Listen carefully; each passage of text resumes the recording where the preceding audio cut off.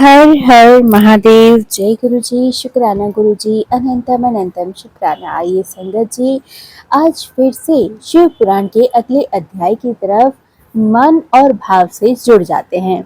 आइए आज के अध्याय में हम जानेंगे कि अनजान में शिवरात्रि व्रत करने से एक भील पर भगवान शंकर की अद्भुत कृपा किस प्रकार हुई थी।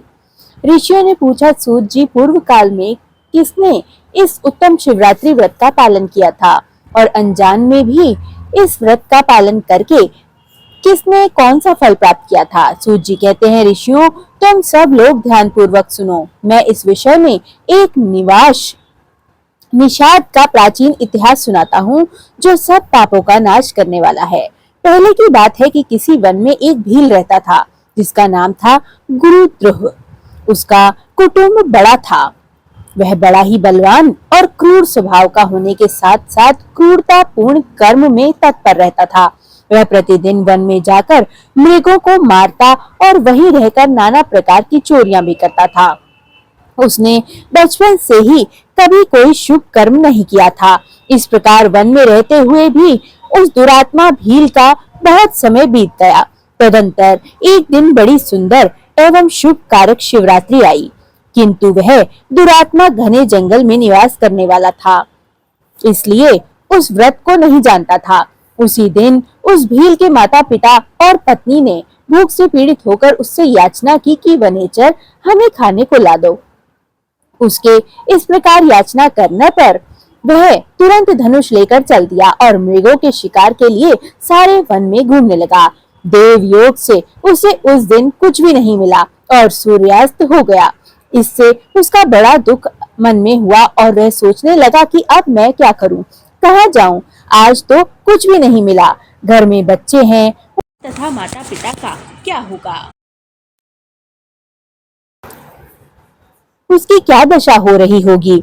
अतः मुझे कुछ लेकर ही घर जाना चाहिए, अन्यथा बिल्कुल नहीं जाना चाहिए। ऐसा सोचकर वह व्याध एक जलाशय के समीप पहुंचा और जहां पानी पीने के लिए उतरने के लिए घाट पर जा रहा था, वहां जाकर खड़ा हो गया। वह मन ही मन ये विचार करने लगा कि यहाँ कोई न कोई जीव तो पानी पीने के लिए जरूर आएगा। उसी को मारकर कृत्य कृत्य हो उसे साथ लेकर प्रसन्नता पूर्वक घर को चला जाऊंगा। ऐसा निश्चय करके वह एक बेल के पेड़ पर और वहीं जल साथ में के मन में केवल यही जाएगा और कब मैं उसे मारूंगा और कब घर लेकर जाऊंगा। इसी प्रतीक्षा में भूख प्यास से पीड़ित हो वह बैठा रहा। उस रात के पहले पहर में एक प्यासी हिरणी वहां आई जो चकित होकर जोर जोर से चौकड़ी भर रही थी। ब्राह्मणों उस मृगी को देखकर व्याध को बड़ा हर्ष हुआ। उसने तुरंत ही उसके वध के लिए धनुष का एक बाण का संधान किया। ऐसा करते हुए उसके हाथ के धक्के से थोड़ा सा जल और बेल पत्र नीचे गिर पड़ा।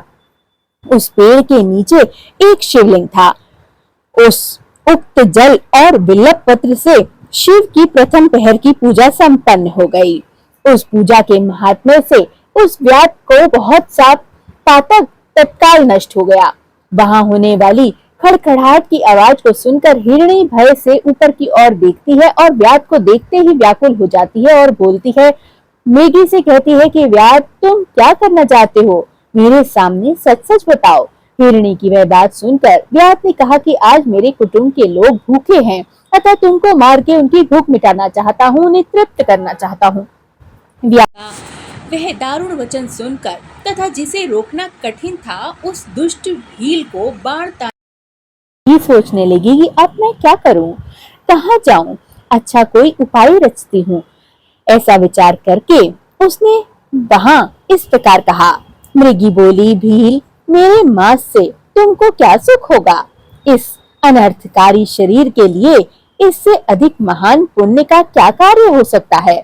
उपकार करने वाले प्राणी को इस लोक में जो पुण्य प्राप्त होता है उसका 100 वर्षों तक भी वर्णन नहीं किया जा सकता। परंतु इस समय मेरे सब बच्चे मेरे आश्रम में ही हैं। मैं उन्हें अपनी बहन को अथवा स्वामिन को सौंप कर लौट आऊंगी। वनेचर, तुम मेरी इस बात को मिथ्या में न समझो। मैं फिर तुम्हारे पास लौटकर जरूर आऊंगी। इसमें कोई संशय नहीं है। सत्य से ही धरती टिकी हुई है, सत्य से ही समुद्र अपनी मर्यादा में स्थित है और सत्य से ही निर्झरों से जल की धाराएं गिरती है। सत्य में ही सब कुछ स्थित है। सूत जी कहते हैं कि मृगी के ऐसा कहने पर भी जब व्याध ने उसकी बात नहीं मानी, तब उसने अत्यंत विस्मय एवं भयभीत होकर पुनः इस प्रकार कहना आरंभ कर दिया। मृगी बोली, व्याध सुनो, मैं तुम्हारे सामने ऐसी शपथ खाती हूँ जिससे घर जाने में मैं अवश्य तुम्हारे पास लौट कर आऊंगी। ब्राह्मण यदि वेद बेचे और तीनों काल संध्या न करे तो उसे जो पाप लगता है, पति की आज्ञा का उल्लंघन करके स्वेच्छा अनुसार कार्य करने वाली स्त्रियों को जिस प्रकार प्राप्ति होती है, किए हुए उपकार को न मानने वाले, भगवान शंकर से विमुख रहने वाले और दूसरों से द्रोह करने वाले, धर्म को लांघने वाले तथा विश्वासघात करने और छल करने वाले लोगों को जो पाप लगता है, उसी पाप से मैं भी लिप्त हो जाऊं यदि मैं यहाँ लौट कर न आऊं।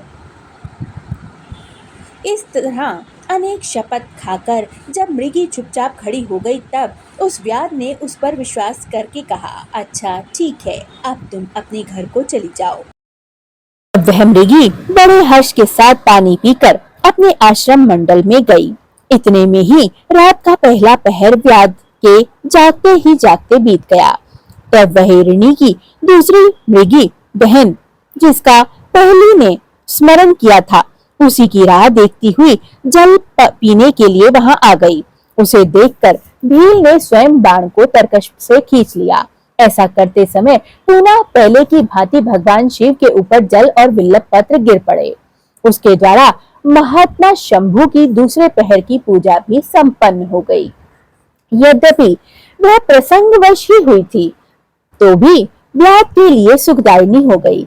मृगी ने उसे बाण खींचते देखकर पूछा, वनेचर, यह क्या करते हो? व्याध ने पूर्वतः उत्तर दिया कि मैं अपने भूखे कुटुंब को तृप्त करने के लिए तुझे मारूंगा।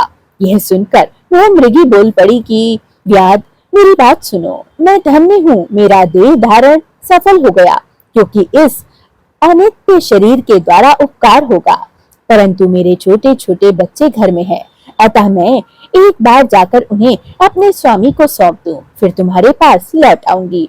व्याध बोला, तुम्हारी बात पर मुझे विश्वास नहीं है, मैं तुझे मारूंगा जरूर, इसमें संशय नहीं है। यह बात सुनकर वह हिरणी भगवान विष्णु की शपथ खाते हुए बोली कि व्याध, जो कुछ मैं कहती हूँ उसे ध्यानपूर्वक सुनो।